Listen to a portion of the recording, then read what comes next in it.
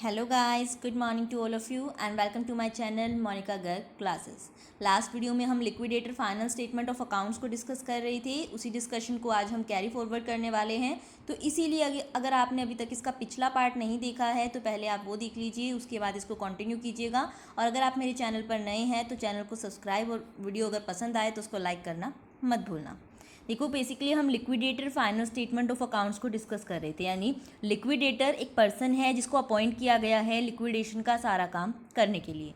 वो क्या करेगा, उसको सारी असेट्स को बेचना है, जहाँ जहाँ से पैसा आ सकता है रियलाइज़ करना है, और फिर उस पैसे का यूज़ करना है डिफरेंट पार्टीज़ को पेमेंट करने के लिए। और ये जो पर्टिकुलर स्टेटमेंट है ये क्या है, उसके किए हुए काम को दिखाती है। यानी कहाँ कहाँ से उसको पैसा रिसीव हुआ और किस किस को उसने क्या पे किया, वो स्टेटमेंट में वो रिकॉर्ड करता है। कल हम रिसिप्ट के बारे में बात कर चुके थे कि उसको पैसा कुछ बैंक में पहले से पड़ा होगा, कुछ कैश पड़ा होगा कंपनी के पास, वो मिलेगा। साथ में जो वो असेट्स को बेच के पैसा आएगा उसको भी यूज़ करेगा पेमेंट करने के लिए।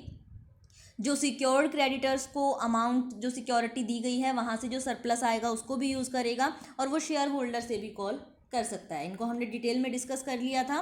फिर हमने बात की थी कि पेमेंट करने का एक ऑर्डर होता है, यानी आपको उसी प्रेस्क्राइब फॉर्मेट में पेमेंट करनी पड़ती है जो कि प्रेस्क्राइब है। यानी जिसको प्रेफरेंस है उसको पहले पे किया जाएगा और उसके बाद बाकी पार्टीज़ का नंबर आएगा। तो हमने 3 प्रेफरेंस बात कर लिए थे कि सबसे पहले नंबर आता है आपका लीगल चार्जेस पे करने का, यानी जो आपके लीगल चार्जेस किसी भी केस से जुड़े हुए होंगे, यानी जो भी आपके लॉ के अकॉर्डिंग चार्जेस बनते हैं पहले वो दोगे।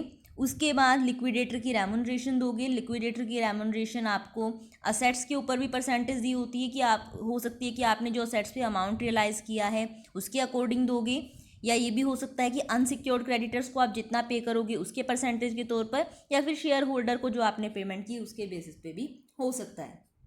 फिर हमने थर्डली बात की थी कि तीसरे नंबर पर आपके लिक्विडेशन के एक्सपेंसेस दिए जाते हैं, यानी जो आपकी कॉस्ट ऑफ वाइंडिंग अप अकर हुई है थर्ड नंबर पर उसका चांस होता है, यानी पेमेंट उसको दी जाएगी। आज हम आगे कैरी फॉरवर्ड करते हैं कि फोर्थ पेमेंट किसे मिलेगी। तो देखो, अगर कुछ इन पार्टीज़ को देने के बाद, यानी यहाँ तक पेमेंट करने के बाद कुछ बचता है तो उसके बाद हमारा चांस आता है डिबेंचर होल्डर्स का, और इसके साथ साथ वो सारे क्रेडिटर्स जिनका असेट्स पर फ्लोटिंग चार्ज है। Other creditors having a floating charge on asset. इस चीज़ को बताने से पहले मैं आपको एक चीज़ समझाती हूँ कि बेसिकली चार्ज आपका 2 टाइप का होता है, एक फिक्स्ड और दूसरा फ्लोटिंग। हमें पता है कि सिक्योर्ड क्रेडिटर्स क्या होते हैं, यानी जिनको हमने क्या की हुई है, कोई ना कोई सिक्योरिटी हमारी कंपनी की एज प्लेज दी हुई है, एज ए गिरवी रखी हुई है उनके पास, कि अगर क्या है, यानी चाहे यूज़ उसको हम कर रहे हूँ, यानी हमने क्या कहा हुआ है कि आपकी पेमेंट अगर हम नहीं कर पाए तो ये सेट आपकी है, आप इसको बेचकर अपना अमाउंट रियलाइज़ कर सकते हो। मान लो मैंने क्या कहा, उनको मैंने एक फ़र्नीचर दे दिया, यानी मैंने नाम रख दिया कि ये वाला पर्टिकुलर जो फर्नीचर है इसको आप क्या कर सकते हो, सेल करके अपनी पेमेंट ले सकते हो। तो इसको तो बोला जाता है फिक्स चार्ज, यानी मैंने उनका चार्ज फिक्स कर दिया कि अगर आपकी पेमेंट नहीं कर पाए तो आप इस पर्टिकुलर फर्नीचर को यूज़ कर सकते हो। फ्लोटिंग चार्ज क्या होता है कि हमने कोई ये बात नहीं की कि इस पर्टिकुलर असेट को आप ले सकते हो, नॉर्मली कि हमारी बिजनेस की असेट्स का यूज़ किया जाएगा आपको पे करने के लिए। यानी सिक्योरिटी इन्हें भी दी गई है, लेकिन सिक्योरिटी यहाँ पर ऐसे फिक्स नहीं की गई कि ये मशीन ये फर्नीचर इसको बेच के आपको पैसे दिए जाएंगे। फ्लोटिंग कि जो भी हमारे पास असेट्स होंगी उनका यूज़ किया जाएगा।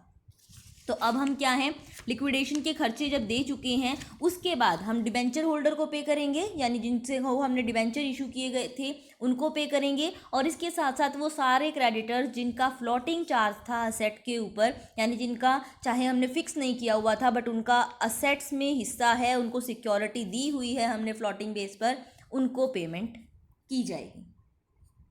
एक चीज़ और, जो ये पेमेंट की जाएगी डिबेंचर होल्डर को वो विद इंटरेस्ट की जाएगी। यानी फोर्थ नंबर पर हम क्या क्या पे कर रहे हैं, एक डिबेंचर होल्डर का मेन पैसा जो है उनकी जितनी उन्होंने पैसा दिया हुआ है एज डिबेंचर होल्डर की पेमेंट, डिबेंचर की पेमेंट। दूसरा वो सारे क्रेडिटर्स जिनका फ्लोटिंग चार्ज है, हैविंग फ्लोटिंग चार्ज। एंड तीसरा इंटरेस्ट ऑन डिबेंचर। ये तीनों ही 4th नंबर पर पे किए जाएंगे। इनमें तो देखो कोई कन्फ्यूज़न नहीं होगी, डायरेक्ट इनके अमाउंट पे करने हैं। इंटरेस्ट ऑन डिबेंचर में एक चीज़ है जो आपको ध्यान में रखनी पड़ेगी, और वो क्या कि इंटरेस्ट जो देना है डिबेंचर पर वो किस डेट तक देना है। तो देखो यहाँ पर दो चीज़ें हैं। अगर क्या है, कंपनी सोलवेंट है, सोलवेंट का मतलब कंपनी के पास इतनी असेट्स हैं कि जब वो लिक्विडेटर ये सारी असेट्स को रियलाइज़ करके जो अमाउंट वो लाएगा, वो कंपनी क्या कर सकती है, अपने जितने भी पैसे उन्हें देने हैं अनसिक्योर्ड क्रेडिटर तक। देखो अनसिक्योर्ड क्रेडिटर्स के बाद तो हमारा नंबर रह जाता है सिर्फ शेयर होल्डर का, यानी प्रेफरेंस शेयर होल्डर का और इक्विटी वालों का, उनकी बात नहीं कर रहे हैं। कंपनी सोलवेंट जब मानी जाती है जब वो अपने जितने भी लोगों को उसे पैसे देने हैं जिसमें शेयर होल्डर नहीं आते हैं, यानी उन सबको पे कर पाएगी, यानी जितनी भी उसकी डेट बनती है सब पे कर पाती है, तो वो कंपनी सोलवेंट होती है। और अगर क्या है वो किसी भी पार्टी की एक की भी पेमेंट नहीं कर पाएगी तो हम मान लेंगे कि कंपनी इंसॉल्वेंट हो गई है। तो हमें क्या देखना पड़ेगा कि अगर कंपनी इंसॉल्वेंट है, पहले इंसॉल्वेंट की बात करते हैं। अगर कंपनी इंसॉल्वेंट है यानी वो पूरे क्रेडिटर्स तक पेमेंट नहीं कर पा रही है, उस केस में तो जो डिबेंचर को इंटरेस्ट दिया जाएगा वो दिया जाएगा up to the date of liquidation.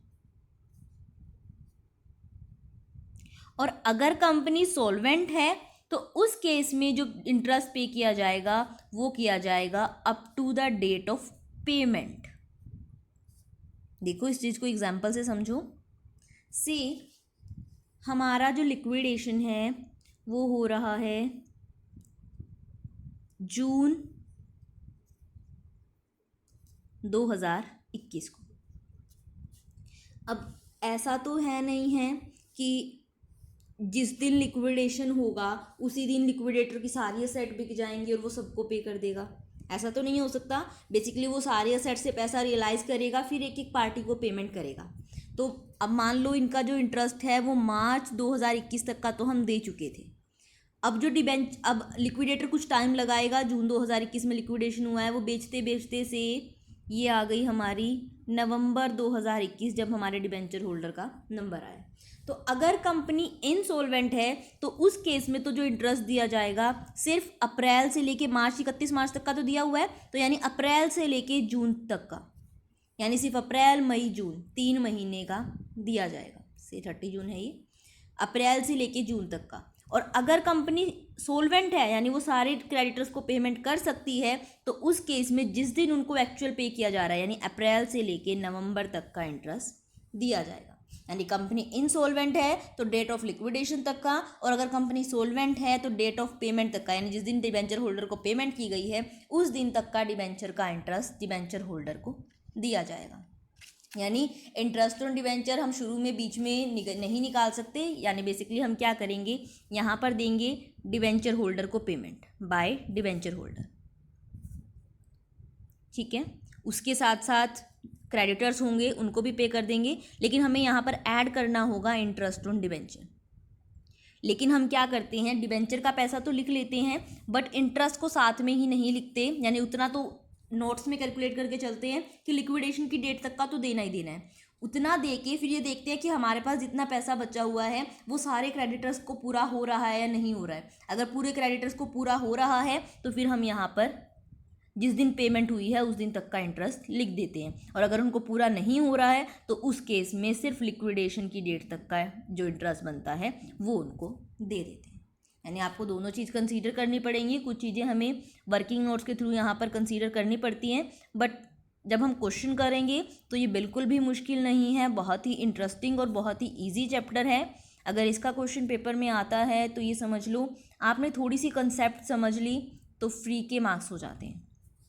तो जो फोर्थ नंबर आता है आपका पेमेंट का वो होता है आपके डिबेंचर होल्डर्स का और उन क्रेडिटर्स का जिनका फ्लोटिंग चार्ज है, और जो डिबेंचर होल्डर हैं उन्हें विद इंटरेस्ट पेमेंट की जाती है।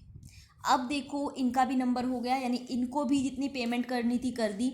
उसके बाद अगर कुछ बचेगा तो हमारा नंबर आता है प्रेफरेंशियल क्रेडिटर्स का। अब ये भी समझना पड़ेगा हमें कि बेसिकली प्रेफरेंशियल क्रेडिटर्स होते क्या हैं, समझते हैं। देखो होता क्या है, हमने अनसिक्योर्ड क्रेडिटर्स सुने हैं, यानी एक क्रेडिटर्स होते हैं सिक्योर्ड जिनको कोई ना कोई सिक्योरिटी दी गई है, और दूसरे होते हैं अनसिक्योर्ड, ये सुना है हमने। एक और होते हैं प्रेफरेंशियल। बेसिकली जो प्रेफरेंशियल क्रेडिटर्स आपके होते हैं वो भी अनसिक्योर्ड क्रेडिटर्स ही होते हैं, है ये भी एक अनसिक्योर्ड क्रेडिटर्स की ही टाइप।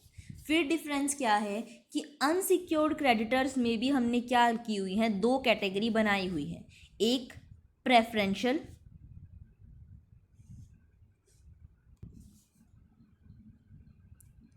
और दूसरी अदर अनसिक्योर्ड क्रेडिटर्स। हैं दोनों ही अनसिक्योर्ड क्रेडिटर्स, बट इनमें हमने दो कैटेगरी बनाई हुई है, यानी अनसिक्योर्ड में भी जो ये प्रेफरेंशियल वाले हैं ना ये मेन है, यानी पेमेंट देनी है, यानी डिबेंचर होल्डर को पेमेंट देने के बाद नंबर अनसिक्योर्ड क्रेडिटर्स का आ गया, यानी सिक्योर्ड वालों ने अपनी असेट में से पैसे यूटिलाइज कर लिए होंगे। जो आपके पार्शल फ्लोटिंग चार्ज वाले थे उनको हमने पे कर दी, डिवेंचर होल्डर को पे कर दिया, तो उसके बाद तो अनसिक्योर्ड क्रेडिटर्स ही बचे हैं। तो जो अनसिक्योर्ड क्रेडिटर्स हैं उनमें भी जो पहले पेमेंट की जाती है वो प्रेफरेंशियल क्रेडिटर्स को की जाती है, यानी इनको बाकी अनसिक्योर्ड क्रेडिटर्स से प्रेफरेंस है, और जो बचता है फिर वो इन अदर क्रेडिटर्स का अगर होता है पूरा तो वो दिया जाता है, यानी पहले नंबर आता है प्रेफरेंशियल क्रेडिटर्स का और उसके बाद आते हैं आपके अदर अनसिक्योर्ड क्रेडिटर्स। अब आपके माइंड में आ रहा होगा कि कौन कौन से जो क्रेडिटर्स हैं हम मानेंगे कि प्रेफरेंशियल हैं, तो उसको भी हम डिस्कस करते हैं कि प्रेफरेंशियल क्रेडिटर्स बेसिकली कौन कौन से माने जाते हैं। प्रेफरेंशियल क्रेडिटर्स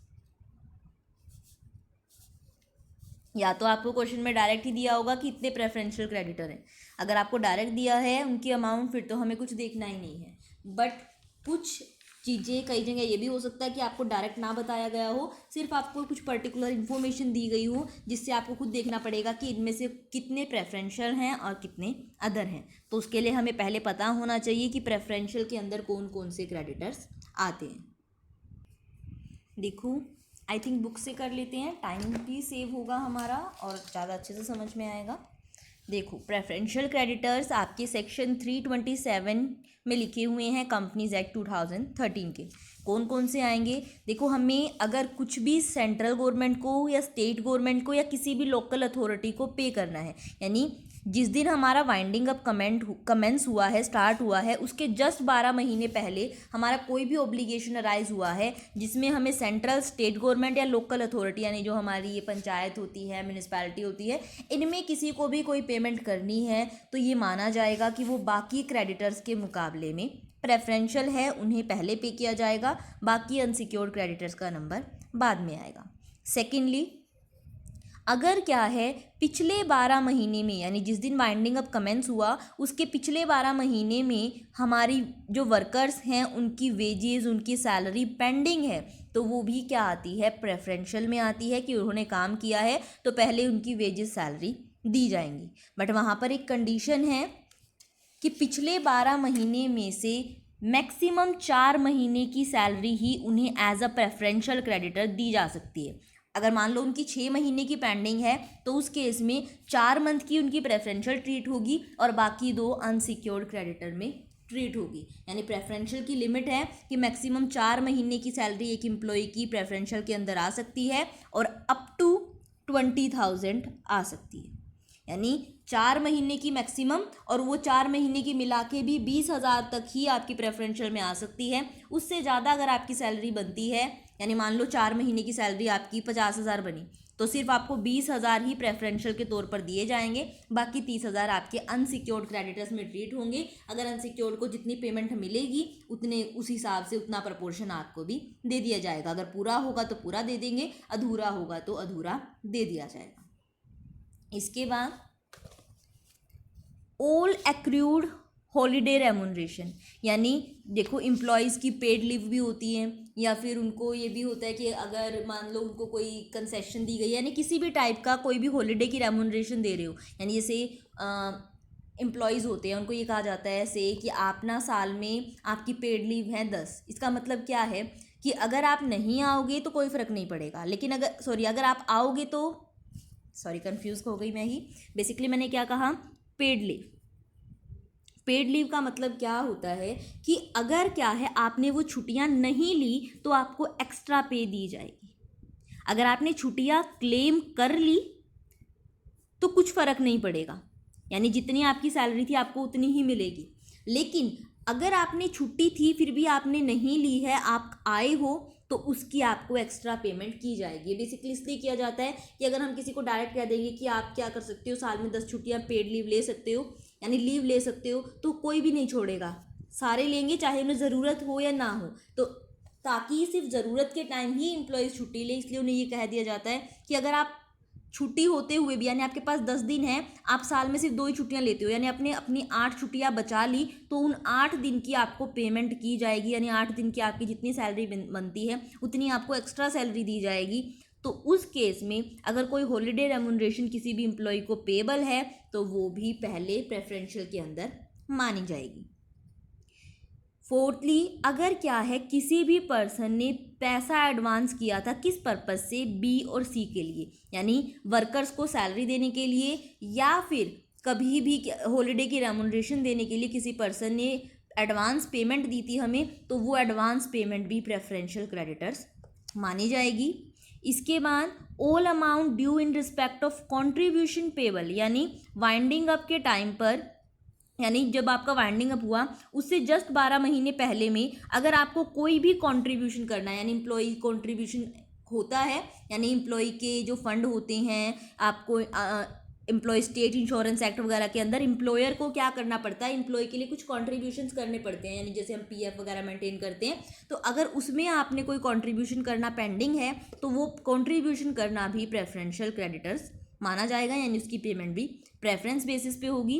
इसके अलावा वर्कमैन कंपनसेशन एक्ट के अंदर आपको कोई भी पेमेंट करनी है कि अगर वर्कमैन को आपकी वजह से कोई नुकसान हुआ है, यानी आपकी फैक्ट्री में उसको कोई चोट वगैरह लग गई है, उसके लिए आपको अगर कुछ पेमेंट करनी बनती है तो वो भी आपकी प्रेफरेंस मानी जाएगी। आपको कोई भी एम्प्लॉय को पैसा देना है, यानी जितने भी एम्प्लॉयज़ के टुवर्ड्स आपके सम ड्यू हैं, चाहे pension fund, provident fund, gratuity fund, वो सारे भी क्या माने जाएंगे, प्रेफरेंशियल माने जाएंगे। इसके अलावा कोई भी एक्सपेंस जो आपको सेक्शन 213 और 216 के अंदर देना है, यानी आपके ऊपर कोई इन्वेस्टिगेशन हुई है जिसके टुवर्ड्स आपको कोई पेमेंट करनी है, तो वो भी प्रेफरेंशियल मानी जाएगी। क्या क्या कहा, central government, state government, local authority को कोई टैक्स या सेस कुछ भी पे करना है, एम्प्लॉय को सैलरी देनी है अप टू 4 मंथ और मैक्सिमम 20,000 अगर वो पिछले 12 महीने से रिलेटेड है, वो भी प्रेफरेंशियल मानी जाएगी। इसके साथ साथ कोई हॉलीडे की रेमुनरेशन बी और सी पर्पज़ के लिए दिया गया एडवांस। इसके साथ साथ अगर आपने क्या किया है, एम्प्लॉय स्टेट इंश्योरेंस एक्ट के अंदर आपको कोई भी पेमेंट करनी है, वर्कमैन कंपनसेशन एक्ट के अंदर कोई पेमेंट करनी है, एम्प्लॉयज़ के प्रोविडेंट फंड, पेंशन फंड के अंदर कोई पेमेंट करनी है, या कोई इन्वेस्टिगेशन हेल्ड हुई थी इन सेक्शन के अंडर और उसके अंदर आपको कोई पेमेंट करनी है, सारी की सारी प्रेफरेंशियल मानी जाएगी। इसमें ये भी आ जाएगा एडवांस वाले में कि हो सकता है आपने उस वर्कर को ही एडवांस में सैलरी दी हो, तो जिस वो एडवांस सैलरी दी होगी तो वो भी यहाँ पर प्रेफरेंस के अंदर कंसीडर होगी। इसके बाद प्रेफरेंशियल को देने के बाद हम अनसिक्योर्ड क्रेडिटर्स को पे कर देंगे, यानी हमने अभी बोल दिया था कि प्रेफरेंशियल करने के बाद अगर प्रेफरेंशियल वालों को पूरा पैसा मिल गया है उसके बाद हमारा नंबर आएगा अनसिक्योर्ड का। जो क्रेडिटर्स प्रेफरेंशियल नहीं हैं, ऊपर वाले किसी कैटेगरी में नहीं आए, वो सारे के सारे अनसिक्योर्ड क्रेडिटर माने जाएंगे। इवन अगर सिक्योर्ड क्रेडिटर्स का क्लेम अधूरा रह गया था तो वो भी यहाँ पर अदर में ही ट्रीट होंगे, यानी मान लो कि सिक्योर्ड क्रेडिटर थे आपके 50,000 के उनको हमने सिक्योरिटी में जो फर्नीचर दिया हुआ था उसको बेच के मिले सिर्फ 40,000, तो 40,000 तो वो यही रख लेंगे, फिर भी उनके 10,000 हमें देने रह गए, तो जो वो 10,000 देने रह गए वो भी यहाँ पर अदर अनसिक्योर्ड क्रेडिटर्स के अंदर ही ट्रीट होंगे। वो 40,000 का तो हमें कोई ट्रीटमेंट करना ही नहीं है, हमने कल बात की थी कि सिक्योर्ड वाला उसने अपने असेट से पेमेंट रियलाइज़ कर ली, उसकी हम एंट्री नहीं करेंगे, लेकिन जो 10,000 रुपये बचे हैं वो उसके देने वो क्या होंगे, अदर अनसिक्योर्ड क्रेडिटर्स ट्रीट किए जाएंगे और इन्हीं के साथ उसको पेमेंट की जाएगी। अब देखो बाहर वाली सारी पार्टी हो गई, अब हमारे बचे हैं सिर्फ शेयर होल्डर, और शेयर होल्डर में भी हमें पता है कि पहले किसका नंबर आता है, प्रेफरेंस वालों का, तो पहले पेमेंट करेंगे बाय प्रेफरेंस शेयर होल्डर और फिर हम पे करेंगे बाय इक्विटी शेयर होल्डर। अब इनको भी थोड़ा सा डिस्कस कर लेते हैं डिटेल में। Number 7 preference share holder. तो देखो हमें पता है कि जो प्रेफरेंस शेयर होल्डर होते हैं उन्हें प्रेफरेंस होती है कि उन्हें क्या मिलेगी, इक्विटी वालों से पहले कैपिटल मिलेगी और इक्विटी वालों को डिविडेंड देने से पहले उनको डिविडेंड मिलेगा। तो देखो हमें क्या करना पड़ेगा, पहले उन्हीं की कैपिटल और डिविडेंड देने पड़ेंगे, लेकिन एक चीज़ ध्यान में रखना कि कैपिटल तो हमें प्रेफरेंस की देनी ही देनी है, यानी इक्विटी वालों से पहले प्रेफरेंस की कैपिटल तो हमें देनी ही पड़ेगी, लेकिन डिविडेंड नहीं। क्यों, देखो क्या होता है, हम ये कह देते हैं कि इक्विटी वालों की कैपिटल से पहले प्रेफरेंस की कैपिटल मिलेगी और इक्विटी वालों के डिविडेंड से पहले प्रेफरेंस का डिविडेंड मिलेगा। ये थोड़ी ना कहा जाता है कि इक्विटी वालों की कैपिटल से पहले प्रेफरेंस वालों को डिविडेंड देना ज़रूरी है, यानी प्रायोरिटी कैपिटल की है कैपिटल से, डिविडेंड की है डिविडेंड से। ये कभी नहीं कहा जाता कि प्रेफरेंस का डिविडेंड पहले देना पड़ेगा, इक्विटी की कैपिटल का नंबर बाद में आएगा। तो डिविडेंड इतना इंपॉर्टेंट नहीं समझा जाता जितनी कैपिटल रिटर्न करनी समझी जाती है। तो हमें करना क्या होगा, अगर क्वेश्चन ये कहता है कि कंपनी के आर्टिकल में लिखा हुआ है कि प्रेफरेंस शेयर होल्डर को क्या है, दोनों ही चीज़ की प्रेफरेंस है, यानी उन्हें टर्म इशू के टाइम पर कहा गया है या आर्टिकल ऑफ एसोसिएशन ये कहता है कि वाइंडिंग अप के टाइम पर प्रेफरेंस वालों को डिविडेंड में भी प्रेफरेंस शेयर होल्डर को डिविडेंड में भी प्रेफरेंस मिलेगी, तो उस केस में आपको क्या करना है, यहाँ पर प्रेफरेंस शेयर होल्डर की कैपिटल भी देनी है प्लस डिविडेंड भी देना है और फिर जो बचेगा वो इक्विटी वालों का हो जाएगा। लेकिन अगर क्या है, ऐसा कुछ भी नहीं लिखा हुआ है, यानी ना इशू के टाइम पर ना आर्टिकल में कहीं पर भी इस टाइप का कोई बात नहीं हुई है, तो उस केस में सिर्फ प्रेफरेंस की कैपिटल दोगे, उसके बाद इक्विटी की कैपिटल दोगे, फिर कुछ बचेगा तो ये नहीं है कि प्रेफरेंस शेयर होल्डर की कैपिटल दे दी और फिर सारा इक्विटी वालों का।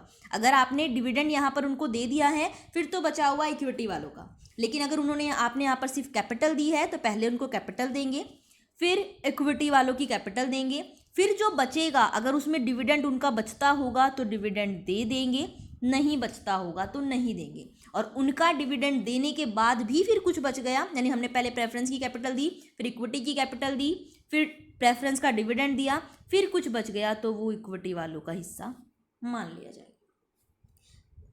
ऑर्डर यही रखा जाएगा बाय प्रेफरेंस शेयर होल्डर और यहाँ पर डिविडेंड भी ऐड होगा, लेकिन हम ये चीज़ भी नोट्स टू अकाउंट्स में अपने कर लेंगे पहले कि प्रेफरेंस को कैपिटल देने के बाद इक्विटी की कैपिटल देनी है, फिर कुछ बचेगा तो ही प्रेफरेंस वालों का डिविडेंड देना है, अदरवाइज नहीं देना। यानी प्रेफरेंस शेयर होल्डर के बारे में हमारा क्या कंक्लूजन निकला कि कैपिटल उन्हें इक्विटी वालों से पहले मिलेगी और डिविडेंड पहले मिलेगा या नहीं मिलेगा ये क्वेश्चन पे डिपेंड करेगा। अगर कहा गया है कि उनको इशू की टर्म्स में कहा गया था या फिर आर्टिकल में कहा गया है कि उनको डिविडेंड भी प्रायोरिटी पे दिया जाएगा तो डिविडेंड पहले ही दे देंगे, चाहे फिर इक्विटी वालों की कैपिटल बचे या ना बचे। अदरवाइज अगर ऐसा कुछ मेंशन नहीं होगा तो हमें पहले इक्विटी वालों की कैपिटल के लिए पैसे बचाने पड़ेंगे, फिर कुछ बचेगा तो प्रेफरेंस वालों को डिविडेंड दे देंगे। प्रेफरेंस शेयर होल्डर हो गए। इसके बाद बात आई हमारे इक्विटी वालों की। तो देखो सबको देने के बाद जो भी बच गया वो इक्विटी वालों का है। अगर उनको डिविडेंड नहीं दिया है तो इक्विटी की कैपिटल देने के बाद इनको देंगे डिविडेंड, फिर जो बच गया वो सारा इक्विटी वालों का। लेकिन अगर क्वेश्चन में स्पेशली मेंशन है कि जो आपके प्रेफरेंस शेयर होल्डर है वो पार्टिसिपेटिव है, यानी एक्स्ट्रा प्रॉफिट में भी उनका कुछ पार्टिसिपेशन होता है, तो फिर इक्विटी वालों की कैपिटल और एक नॉर्मल रेट पर डिविडेंड देने के बाद कुछ बचेगा तो उसमें जितना इनका शेयर कहा गया होगा इतना शेयर भी इनको दे देंगे। जो हम नॉर्मल होता है कि आपके नॉर्मल शेयर हम नॉट पार्टिसिपेटिव मानते हैं प्रेफरेंस शेयर होल्डर की, उन्हें एक्स्ट्रा प्रॉफिट में राइट नहीं है। लेकिन अगर लिख दिया गया है कि वो पार्टिसिपेटिव हैं और उन्हें कितना पार्टिसिपेशन मिलेगा, तो उस केस में नॉर्मल डिविडेंड देने के बाद, क्योंकि ऐसा लिखा होगा तो क्वेश्चन में ये भी बताया होगा कि इक्विटी वालों की नॉर्मल रेट ऑफ डिविडेंड क्या है, तो उस नॉर्मल रेट पे इक्विटी वालों को डिविडेंड देने के बाद, प्रेफरेंस वालों का डिविडेंड देने के बाद फिर कुछ बचेगा, तो उसमें देखेंगे कि जितना कहा गया होगा उतना हिस्सा प्रेफरेंस वालों को दे देंगे, बाकी इक्विटी वालों को दे देंगे। फिर जो यहाँ पर टोटल आएगा और ये जो टोटल होगा, दोनों चीज़ें मैच करेंगी, यानी टोटल पेमेंट और टोटल रिसिप्ट आपकी एक जैसे मिलेंगी, क्योंकि जहाँ पर जो मिला वो सारा हमने सबको दिया और बचा हुआ लास्ट तक सारा ख़त्म कर दिया कि जो बचेगा वो इक्विटी वालों का, कुछ भी हमारे पास नहीं बचेगा, तो टोटल रिसिप्ट और टोटल पेमेंट आपकी बराबर आएंगी। बहुत ही सिंपल है, कुछ नहीं है। जब हम क्वेश्चन करेंगे, ये चीज़ें अभी हमें देखने में लग रही हैं कि उसको डिविडेंड देना है, इसको देना है, जब क्वेश्चन करेंगे तो ये बहुत ही सिंपल होगा। स्लोली करेंगे, धीरे धीरे कंसेप्ट राइज होंगी। किसी में अभी हम स्टार्टिंग में बहुत सिंपल क्वेश्चन करेंगे, फिर थोड़े से एक्स्ट्रा ऑर्डिनरी करेंगे कि कहाँ पर प्रेफरेंस शेयर होल्डर को पार्टिसिपेशन दे दिया, इक्विटी वालों को नहीं दिया। यानी बेसिकली इन जो ये पर्टिकुलर फॉर्मेट पर समझा है, अगर आप इसको समझ लेते हो, कोई भी क्वेश्चन इससे बाहर नहीं जाएगा। शुरू में हम बिल्कुल सिंपल चीज़ें को करेंगे जहाँ पर सारी चीज़ें दी होंगी, बाद में हो सकता है कि हमें देखना पड़ेगा कंपनी सोल्वेंट है, इंसोल्वेंट है, या प्रेफरेंस वालों को पार्टिसिपेशन मिल रहा है, नहीं मिल रहा है, तो वो चीज़ें देखनी पड़ेंगी। बट मुश्किल कुछ भी नहीं होने वाला है, हम बहुत ईजिली अच्छे से आराम से सारे चैप्टर को डिस्कस करेंगे। आई होप आपको ये समझ में आया होगा। अगर समझ कुछ भी नहीं आया है तो आप मुझसे कमेंट सेक्शन में पूछ भी सकते हैं, और चाहे आप वीडियो दोबारा भी देख लीजिए, लेकिन इसको क्लियर ज़रूर कर लेना। अगर आपको ये क्लियर हो गया तो पूरा चैप्टर क्लियर हो जाएगा, कहीं पर भी दिक्कत नहीं आएगी। बाकी आपको मैंने कहा ही, आप मुझसे कमेंट सेक्शन में कुछ भी आस्क कर सकते हैं। अगर वीडियो पसंद आई हो तो वीडियो को लाइक और चैनल को सब्सक्राइब कर देना, एंड मेरे फेसबुक पेज को भी आप फॉलो कर सकते हो, ताकि आपको मेरी आने वाली वीडियोस की नोटिफिकेशन मिलती रहे। यानी आप बेल आइकन भी प्रेस कर सकते हैं उसके लिए, और आप मेरे फेसबुक पेज को भी फॉलो कर सकते हैं। Thank you very much.